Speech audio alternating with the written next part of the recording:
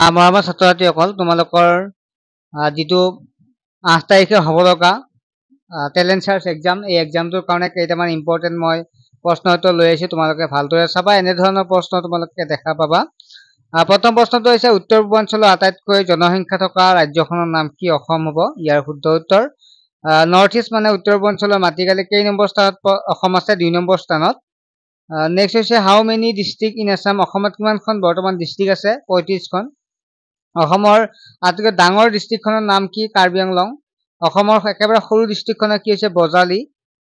তাৰপিছত শেহতীয়াকৈ শেষত যিখন গঠন হৈছে ডিষ্ট্ৰিক্ট, সেই ডিষ্ট্ৰিক্টখনৰ নাম কি? তামুলপুৰ 2022 চনত গঠন হৈছিল। প্ৰথম ৰিভাৰ আইলেণ্ড, অৰ্থাৎ আমি যদি কওঁ প্ৰথম নদীদ্বীপ থকা ভাৰতৰ ভিতৰত প্ৰথম নদীদ্বীপ থকা ভাৰতৰ যিখন ডিষ্ট্ৰিক্ট জিলা কোনখন হৈছে? নদীদ্বীপ থকা জিলা সেইখন হৈছে মাজুলী, য'ত নদীদ্বীপৰ ভিত্তিত হৈছে। অসমৰ ওচৰতে কোনখন ৰাষ্ট্ৰ আছে? ইয়াত আমি যদি চাওঁ যে ভূটান আৰু বাংলাদেশ বিদেশী ৰাষ্ট্ৰ আছে। কালচাৰ অফ আছাম বা অসমক সাংস্কৃতিক নগৰী বুলি কাক কোৱা হয়? যোৰহাটত। বগৰীবাৰীৰ মহামায়া মন্দিৰ কোন জিলাত অৱস্থিত? ধুবুৰীত।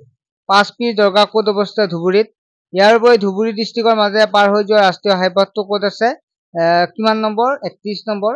জুইশলা বাকচ ক'ত নিৰ্মাণ কৰা হয়? ধুবুৰী ডিষ্ট্ৰিক্টত জুইশলা বাকচ নিৰ্মাণ কৰা হয়। ধুবুৰী ডিষ্ট্ৰিক্টৰ প্ৰধান শিল্পসমূহ যদি চাওঁ যে মাটিৰ বাচন বৰ্তন পুতলা নিৰ্মাণ কৰা হয় ধুবুৰী আশাৰী কেন্দ্ৰত। মাটিৰ বাচন বৰ্তন মানে যিবিলাক টেৰাকোটা বুলি পোৱা যায়, য'ত মানে মাটিৰে নিৰ্মাণ কৰে, টেৰাকোটা ধুবুৰীৰ আশাৰী কেন্দ্ৰত অৱস্থিত। ভাৰত বাংলাদেশৰ সীমান্তত দুৱাৰ তলৰ কোনখন জিলা আছে? ভাৰত বাংলাদেশৰ মানে প্ৰৱেশ কৰিব পাৰে, সেইখন হৈছে চাউথ চালমাৰা আৰু মানকাছাৰ। তাৰপিছত BTCৰ মুখ্য কাৰ্যালয় ক'ত আছে? কোকৰাঝাৰত আছে। চক্ৰশিলা ৱাইল্ড লাইফ ক'ত আছে? অৰ্থাৎ অৱস্থিত কোকৰাঝাৰ। কোকৰাঝাৰ মাজেৰে পাৰ হৈ যোৱা ৰাষ্ট্ৰীয় ঘাইপথ 31 নম্বৰ। এইটো বাৰু ইমান প্ৰয়োজন নাই, তথাপিও চাই যাবা। কোকৰাঝাৰত থকা উদ্যোগসমূহ কি কি? চালেকাটি তাপবিদ্যুৎ প্ৰকল্প কেন্দ্ৰ আছে। এনেকুৱা পৰীক্ষাত আহিব পাৰে যে চালেকাটিৰ তাপবিদ্যুৎ কোনখন জিলাত আছে? সেইটো হৈছে তোমালোকৰ কোকৰাঝাৰ জিলাত।